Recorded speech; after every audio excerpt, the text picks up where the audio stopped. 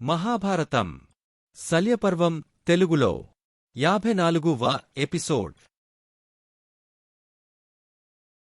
ఇంతటి పరికిపందవు కృష్ణుని రాయబారాన్ని తిరస్కరించావెందుకు? విదురుని మాటలు వినిపించుకోలేదెందుకు? ఐదుళ్ళు అర్థించినా సూదిమొన మెపినంత భూమిని కూడా ఇవ్వను యుద్ధంలో తేల్చుకుంటాను అని కారుకూతలు కూశావు. భరతవంశానికి మాయని మచ్చవు నీవు. సోదరులను, బంధువులను, మిత్రులను, పుత్రులను, సమస్త పరివారాన్ని పోగొట్టుకుని నీవొక్కడవే బ్రతికి బట్ట కట్టాలనుకున్నావా? దురంహంకారి, పెరికిపందా! కురుకుల మహావృక్షానికి కుమ్మరి పురుగులా దాపురించావు గదరా! తులువా, బయటకురా అంటూ హీనంగా నిందించాడు. ధర్మరాజు అనరాని మాటలతో తూలనాడుతూ ఉంటే నీటి మడుగున ఉండికూడా దుర్యోధనునికి రోషంతో ముచ్చెమటలు పోశాయి. పళ్ళు బిగించి బుస్సలు కొట్టాడు. దుర్యోధన! అభిమన్యుకుమారుణ్ణి కురువీరులందరూ కలసి కూలగట్టినట్లు నిన్నుకూడా అందరమూ కలసి మట్టుబెడతామని భయపడుతున్నావేమో? నీకు నేను ఏ స్థితిలోనూ ఆదుర్గతి కలుగనివ్వను. నీటి మడుగునుండి బయటకురా. మా ఐదుగురు సోదరులలోనే ఒక్కరితో నైనా పోరాడి గెలుపు. చాలు. ఈ రాజ్యమంతా నీకే ఇచ్చి మేము అడవులకు పోతాం. రా, బయటకురా. ఒకవేళ నీవి క్షణాన బయటకు రాకున్నా నిన్ను వదలి వెళ్లటం జరగదు. మహావీరుడవై వీరమరణం పొందుతావో, పెరికిపందవై నికృష్ణ చావు చస్తావో ఆలోచించుకో అంటూ ధర్మజుడు దుర్యోధనుని రెచ్చగొట్టాడు. ధర్మరాజు మాటలకు నడుం విరిగిన నాగుపాము లాగా మెలికలు తిరిగాడు దుర్యోధనుడు. దుర్యోధనుడు గదాయుద్ధంలో మహా నైపుణ్యం కలవాడు. కొన్ని విషయాలలో భీముడు కూడా దుర్యోధనునికి సరికాలేడు. ధర్మరాజు, మా సోదరులైదుగురిలో ఎవరితోనైనా పోరాడి గెలిచి రాజ్యం తీసుకో అనగానే కృష్ణుడు కొంచెం కలవరపడ్డాడు. దుర్యోధనుడు తెలివిగా నకులునిగాని సహదేవునిగాని ధర్మరాజుగాని యుద్ధానికి ఎంచుకుంటే అంతా తారుమారైపోతుంది. ఈ విషయమే ఆలోచిస్తున్న కృష్ణునికి ఒక ఆలోచన మెరిసింది. దుర్యోధనుని మనసును భీమునిమీదకు మళ్లించితే ఈ అపాయాన్ని దాటవచ్చునని భావించి దుర్యోధనుని దోషించటానికి భీముని పురికొల్పాడు. అప్పుడు భీముడు, ఓరే ధృతరాష్ట్రపుత్రుడా! నేనురా భీమసేనుడ్ని. సవాలు చేస్తున్నారా? మీసమున్న మగాడివైతే బయటకురా. దుశ్శాసనుడ్ని దున్నినట్లు నిన్నూ దున్నేస్తాను. పెరికిపందా! పార్బోతా! పౌరుషహీనుడా! కళంకితుడా! చేవచచ్చినవాడా! అభిమానహీనుడా! విజయమో వీరస్వర్గమో తేల్చుకుందాంరా. బలాబలాలు చూచుకుందాంరా అంటూ నోటికొచ్చి నట్లుగా తూలనాడాడు భీమసేనుడు. నీటమునిగిన మదపుటేనుగు లేచి నట్లుగా సరోవరం నుండి లేచివచ్చాడు దుర్యోధనుడు. చుట్టూరావున్న పాండవ పరిజనాన్ని చూచాడు. విజయ గర్వంతో నిలబడివున్న పాండవ పంచకాన్ని చూచాడు. చిరునవ్వు లొలుకుతున్న కృష్ణుని చూచాడు. విశేషించి భీమసేనుని గుర్రుగా చూచాడు. యుధిష్ఠిరా! 18 రోజుల భారతయుద్ధంలో ఒకరోజుకూడా మీరు ధర్మయుద్ధం చేయలేదు. శిఖండిని ఎదురుపెట్టుకుని భీష్ముని చంపారు. అబద్ధమాడి అస్త్రసన్యాసం చేయించి ద్రోణాచార్యుని చంపారు. భూమిదిగిన రథాన్ని ఎత్తుకుంటూ నిరాయుధుడుగా ఉన్న కర్ణుని అధర్మంగా సంహరించారు. నా సైన్యానికి మూలస్తంభాలైన ముగ్గురిని అధర్మంగా చంపారు. మీ అధర్మానికి భయపడి దాగున్నానే కాని మీ బలానికి బెదరిమాత్రం కాదు. బుసలు కొట్టాడు దుర్యోధనుడు. దుర్యోధనా! ధర్మాధర్మాలు నీకిప్పుడు గుర్తుకువచ్చాయా? చిన్ననాటినుండి నీవు చేసిన దురాగతాలు మరచిపోయావు. విషం పెట్టించావు, నీట నెట్టించావు, నిప్పు పెట్టించావు, జూదమాడించావు, మానభంగానికి ప్రయత్నించావు. నీవు ఎన్ని చేసినా ఏం చేసినా సహించాం. యుద్ధాన్ని కాదని శాంతి కోరుకుని వాసుదేవుని సంధికి పంపినా తిరస్కరించావు. ఇదంతా నీ స్వయంకృతం. యుద్ధధర్మాలు మరచిపోయామని మమ్ములను నిందిస్తున్నావుగాని పసివాడైన అభిమన్యుని అందరు వీరులు చేరి అధర్మంగా చంపినప్పుడు యుద్ధం ధర్మం నీకు గుర్తురాలేదా? ధర్మరాజు కోపంగా అన్నాడు. ఈ సమయంలోనే తీర్థయాత్రలు ముగించుకుని బలరాముడు అక్కడకు వచ్చాడు. అందరూ పేరుపేరునా పాదాభివందనం చేశారు. భీమ దుర్యోధనులిద్దరూ బలరాముని శిష్యులే. గదాయుద్ధాన్ని వారిద్దరూ బలరాముని దగ్గరే నేర్చుకున్నారు. బలరామునిరాక బలం కలిగించింది దుర్యోధనునికి. బలరాముని కాళ్లకు నమస్కరిస్తూ కన్నీరు పెట్టుకున్నాడు దుర్యోధనుడు. ప్రియ శిష్యుని అనునయించాడు బలరాముడు. 18 నాళ్ల యుద్ధ విషయాలన్నీ వివరించి చెప్పాడు.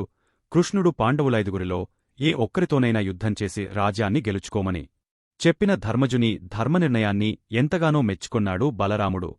నేను మంచి సమయానికే వచ్చాను. నా శిష్యులిద్దరి గదాయుద్ధాన్ని చూడాలని నాకు చాలా కుతూహలంగా ఉంది అన్నాడు బలరాముడు. అంతట దుర్యోధనుడు, బలరామదేవా! కురుక్షేత్ర యుద్ధభూమిలో మరణించిన వారికి వీరస్వర్గం లభిస్తుంది. ఈ వైశంపాయన సరోవరం వద్ద యుద్ధం చేయటం నాకిష్టంలేదు.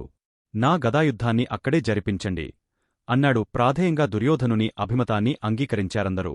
అంతిమ యుద్ధానికి రంగం సిద్ధం చేశారు కురుక్షేత్రంలో. బలరాముడే న్యాయనిర్ణేత. వైశంపాయన సరస్సు నుండి కురుక్షేత్రానికి కదలి వెళ్లారందరూ. దుర్యోధనా! ధర్మరాజు నీకు మాట ఇచ్చిన ప్రకారం పాండవులైదు గురిలో నీవు ఎవరినైనా ఎంచుకోవచ్చు. ఎవరితో యుద్ధం చేస్తావు? అడిగాడు బలరాముడు. గురుదేవా! ధర్మరాజు జూదానికి తప్ప యుద్ధానికి పనికిరాడు. అర్జునుడు విలుకాడే కాని గదాయుద్ధం తెలియనివాడు. నకుల సహదేవు లిద్దరూ చిన్నవాళ్లు. నేను అధర్మపరుడనని ఇంతకాలం వీరందరూ ఆడిపోసుకొన్నారు. ఇప్పుడైనా నా ధర్మవిజ్ఞతను మీరందరూ గుర్తించాలిగదా. అంటే నీ అభిమతమేమిటి దుర్యోధనా? అడిగాడు బలరాముడు. బలరామదేవా! ధర్మార్జున నకుల సహదేవులతో ఎవరితోనైనా గదాయుద్ధం చేసి అవలీలగా మట్టుబెట్టగలను. కాని నేను గెలిచి నావారెవరూ లేని ఈ రాజ్యాన్ని పాలించుకోవాలన్న ఆశ నాకులేదు. విజయమైనా వీరస్వర్గమైనా ఈ భీమునితోనే అంగీకరిస్తాను. న్యాయనిర్ణేతగా మీరుండటం నాకు సంతోషంగా ఉంది అంటూ దుర్యోధనుడు గదనెత్తి భుజాన పెట్టుకొన్నాడు. దుర్యోధనుని మాటకు అందరూ చప్పట్లు చరిచారు. హాయిగా ఊపిరి పీల్చుకొన్నాడు కృష్ణుడు. గదాయుద్ధం మొదలైంది. రెండు మదించిన మదపుటేనుగులు క్రుమ్ముకున్నట్లుగా, రెండు కొదమసింహాలు గాండ్రించి కాట్లాడుకున్నట్లుగా, రెండు కులపర్వ తాలు జీకున్నట్లుగా భీమదుర్యోధనులు జీకొన్నారు. ఇద్దరు సమాన బలవంతులే. ఎవరికెవరూ తీసిపోకుండా గదాయుద్ధం చేస్తున్నారు. ఉక్కు శరీరం దుర్యోధనునిది. ఏనుగుల బలం భీమసేనునిది. ఈ యుద్ధ దృశ్యాన్ని మాటలతో చెప్పటం, చేతులతో వ్రాయటం ఎవరికైనా అసాధ్యమే. కురుక్షేత్రం కంపించిపోతూ ఉంది. ఉరుములు ఉరిమినట్లు, మెరుపులు మెరిసినట్లు, పిడుగులు పడ్డట్లుగా ఉంది. ఎవరూ నేలమీద నిలబడటంలేదు. గాలిలోకి ఎగరెగరి యుద్ధం చేస్తున్నారు. కాని చూస్తున్నవారందరికీ దుర్యోధనుడే పైచేయిగా కనిపిస్తున్నాడు. గద విసరటంలోనూ, దెబ్బ తప్పించుకోవటంలోనూ, విన్యాసంలోనూ భీముడు దుర్యోధనునితో వెనుకబడుతున్నాడు. ధర్మరాజుకి అర్జును నికి మితిమించిన ఆతృతగా ఉంది. నిశ్చలంగా గదాయుద్ధాన్ని చూస్తున్నది కృష్ణుడు ఒక్కడే. చాపు బలంతో అటోయిటో అనుకుంటూ పెచ్చరిల్లిపోతున్నాడు దుర్యోధనుడు. గురిచుచి భీముని తలమీద కొట్టాడు. కళ్ళు చీకట్లు కమ్మగా క్రిందపడిపోయి బేలగా సోదరులవంక చూచాడు భీముడు. అప్పుడు అర్జునుడు కృష్ణుని ఆజ్ఞతో అన్నట్లుగా భీమునికి తొడలు చూపించి సాయిగచేశాడు. అయితే గదాయుద్ధ నియమ ప్రకారం బొడ్డుకి క్రిందభాగాన కొట్టకూడదు. నియమ నిబంధనల గురించి ఆలోచిస్తే భీముడు దక్కడేమో అనిపించింది అర్జునునికి. అందుకే భీమునికి సాయిగచేశాడు. అర్జునుని సాయిగను అర్థం చేసుకొన్నాడు భీముడు. మళ్లీ దుర్యోధనుడు గాలిలోకి లేచి పైకెగరి భీముని తలకు గద విసరబోతున్న సమయంలో గురిచుచి దుర్యోధనుని తొడలమీద గదతో విసిరాడు గట్టిగా. భీమహాతానికి నేలపడిపోయాడు దుర్యోధనుడు. భీముడు క్రిందపడ్డ దుర్యోధనునితో, ఓరికురు వంశపశువా! కులసతి పాంచాలి చీరలు ఊడలాగించి రారమ్మని తొడలుచుపే సైగచేశావు గుర్తున్నదా? అందుకే ఈనాడు నీ తొడలు విరగగొట్టాను. 13 సంవత్సరాలుగా ద్రౌపది అనుభవించిన మనోవేదన ఫలితమే ఈ భంగపాటు రొప్పుతూ అన్నాడు. తొడలు విరిగే తన్నుకుంటున్న దుర్యోధనుడి తలను ఎడమకాలితో గట్టిగాలాగా తన్నాడు భీముడు. దుర్యోధనుడు నోటినుండి బొళబొళమని రక్తం కార్చుతూ పెద్దగా అమ్మా అని అరిచాడు. ధర్మరాజు పరుగు పరుగున వచ్చి భీముని వారిస్తూ, భీమసేనా! ఏమిటీ మూర్ఖత్వం? ఎందుకీ పశుత్వం? ఈ సమస్త ధరణీతలాన్ని పరిపాలించిన సార్వభౌముడయ్యా ఈ దుర్యోధనుడు. రారాజుగా జేజేలందుకుని భరతసామ్రాజ్య కిరీటాన్ని ధరించిన దుర్యోధనుని తలను కాలితో తంతావా? ఏమిటీ తులువతనం? ఏమిటీ రాక్షసత్వం? అంటూ కోపంతో గద్దించి భీమసేనుని దూరంగా నెట్టివేశాడు ధర్మరాజు. భీమసేనుడు చేసిన తప్పిదానికి ఎంతగానో బాధపడ్డాడు ధర్మరాజు. ధర్మజుడు దుర్యోధనుని నోటినుండి కారుతున్న రక్తాన్ని తుడుస్తూ, నాయనా! దుర్యోధనా! భీముని ఆగడాన్ని మన్నించు. దుర్విధి కారణంగా అన్నదమ్ములమైన మనం శత్రువులమయ్యాం. అతి మమకారంతో నీ తండ్రి నిన్ను చెడు పెంపకం పెంచాడు. ఆ కారణం వల్లనే నీవు చెడు మార్గం అనుసరించావు. యుద్ధరంగంలో అన్నిటినీ అందరినీ కోల్పోయినా మహాధైర్యసాహసాలతో భీమునితో యుద్ధం చేశావు. నీ ధైర్యం అభినందనీయం. నీకు స్వర్గం ప్రాప్తించుగాక అన్నాడు బాధగా ధర్మరాజు. మొదటిసారిగా కన్నీరు నించాడు దుర్యోధనుడు బేలగా. అంతవరకు మౌనప్రేక్షుడిగా ఉన్న బలరాముడు దిగ్గున లేచాడు. హలాయుధం చేతబట్టి, వీరులారా! మీరందరూ చూస్తూనే ఉన్నారుగదా! ఈ భీముడు యుద్ధ నియమం తప్పి దుర్యోధనుని తొడలమీద కొట్టాడు.